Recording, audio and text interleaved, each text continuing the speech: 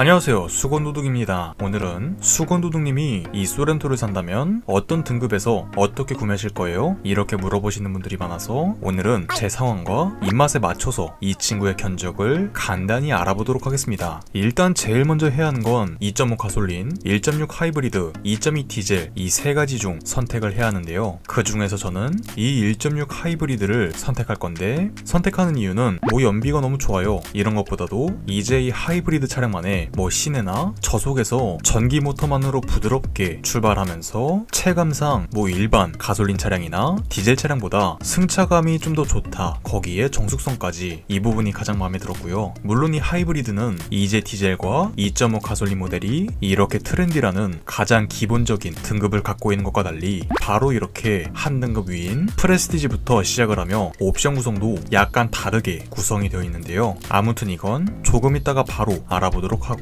이제는 2륜, 4륜 이 둘 중에서 선택을 해야 하는데, 저는 2륜 쪽을 선택할 건데요. 4륜 구동이 주는 험로 주파나 주행 안정성은 정말 좋지만 이제 이 소렌토 하이브리드의 2륜과 4륜은 차값이 대략 500만원 정도 차이가 나는, 보시면 2륜 5인승 프레스티지는 약 3,650만원, 4륜 모델은 4,150만원, 이렇게 가격이 좀 말도 안 되게 차이가 나기 때문에 앞서 설명한 장점들 다 좋지만 이 소렌토에서 4륜을 선택하기에는 너무나 좀 부담스러운 차값이다, 이렇게 생각이 들고요. 그렇다 해서 제가 강원도에 사는 것도 아니고 겨울에 윈터 타이어로 교체하는 것만으로도 제 입장에서는 충분하기 때문에 굳이 4륜까지는 필요가 없다, 이렇게 생각이 들고요. 이제 그 다음으론 5인승, 6인승, 7인승 이렇게 선택을 해야 하는데, 여러분들도 비슷하시겠지만 5인승과 6인승 이 둘 중에서 가장 많은 고민이 들었는데요. 이 7인승은 그냥 5인승 모델에 3열이 추가된 친구로, 개인적으로 타봤을 때 3열에는 아이가 아닌 이상 정상적으로 탑승하기 어려운 그런 공간성을 가지고 있고, 3열까지 필요한 정도면 당연히 카니발 쪽으로 가는 것이 맞다고 생각이 들기 때문에, 만약 1년에 한두 번 필요해서 이 7인승을 골라야 한다, 이렇게 생각했을 땐 이제 차값이 세금 끼고 한 80만원 정도 차이가 나기 때문에 차라리 그 상황에서 약간 가격적인 메리트가 크지 않다고 생각이 들었고요. 5인과 6인 중에서는 5인승을 선택하려고 하는데요. 그 이유는 이제 6인승은 카시트를 하나 장착하면 2열이 사람이 한 명 정도밖에 더 못하는, 그러니까 카시트를 장착하고 부모님을 모신다고 생각했을 때 6인승은 한 명이 3열에 무조건 앉아야 하는 그런 상황이 벌어지기 때문에 그냥 제 상황에선 5인승이 더 좋겠다, 이렇게 생각이 들었고요. 그런 상황을 배제하고 그냥 우리는 4인 가족이니까 4명이서 편하게 가겠다 하시는 분들은 가격이 좀 있더라도 6인승이 더욱 만족스러울 것이라 생각이 드네요. 이건 어디까지나 본인 취향에 맞춰 선택하시면 될 것 같고요.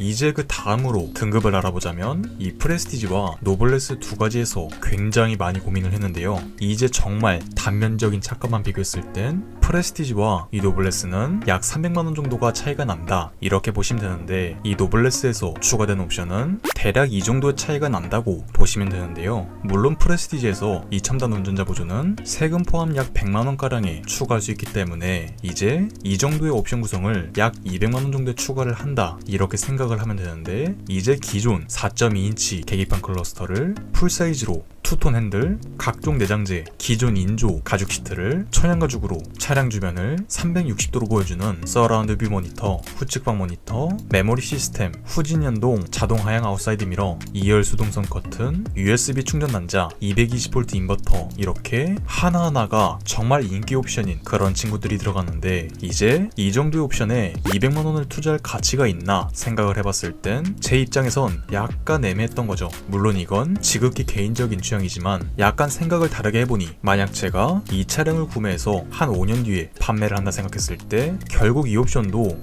가치를 아예 못 받는 것도 아니고 정말 많이 쳐서 약 100만원 정도의 감가가 된다 했을 때 이 정도의 옵션을 5년 동안 100만원에 사용을 한다, 이렇게까지 생각을 했을 땐 나름 괜찮은 것 같은데 생각이 들었는데요. 그렇기 때문에 이 노블레스도 굉장히 좋은 선택이라 생각이 들어 등급은 노블레스로 선택을 해서 약 3,950만원 정도가 베이스로 나오게 됐고요. 이제 그 다음으로 추가 옵션에 대해서 바로 한번 알아보죠.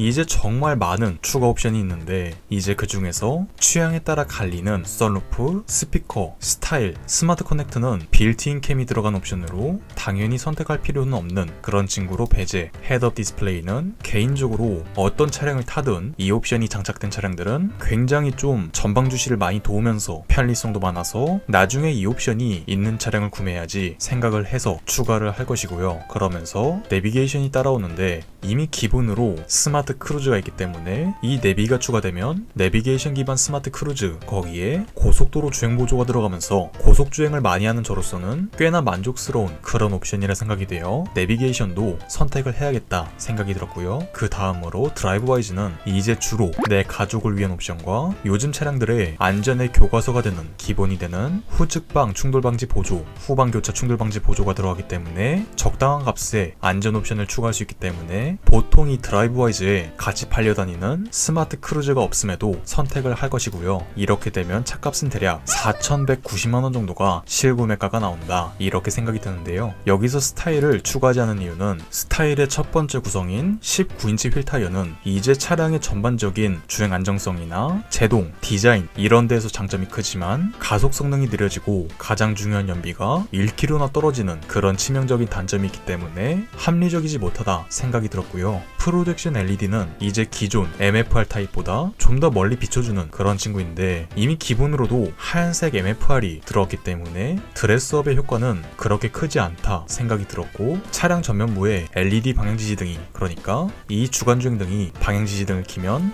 호박색으로 점등을 하는 그런 친구가 들어가는데 이 모든 걸 통틀어서 봤을 때 약 100만원에 추가하기에는 좀 무리가 있다 생각이 들어서 추가하지 않았고요. 만약 제가 견적을 낸다면 딱 이 정도의 값이 나올 것 같네요. 물론 여기서 가장 중요한 건 일단 이 차를 주문하면 거의 페이스리프트 시기에 가깝게 차량이 나오기 때문에 그나마 빨리 받는 방법, 뭐 전시차를 노리거나 남들이 취소한 거 계약을 하거나 그 두 가지 방법인데 이 부분은 본인의 상황에 맞춰 취향에 맞춰 선택하시면 될 것 같고요. 뭐 이 차량을 기다리다가 페이스리프트가 되더라도 뭐 재수 좋으면 페이스리프트가 되자마자 바퀴 모델로 받을 수 있는, 이 차량이 20년 3월 출시니까 그냥 통상적인 현대기아의 페이스리프트 주기가 3년인 거 생각했을 때 페이스리프트가 된 친구를 받을 수도 있다고 보시면 될 것 같습니다. 좀 더 자세한 내용은 영상 끝나고 나오는 저의 다른 영상을 참고하시면 될 것 같습니다. 좋은 구매 하셨으면 좋겠네요. 이상 수건도둑이었습니다.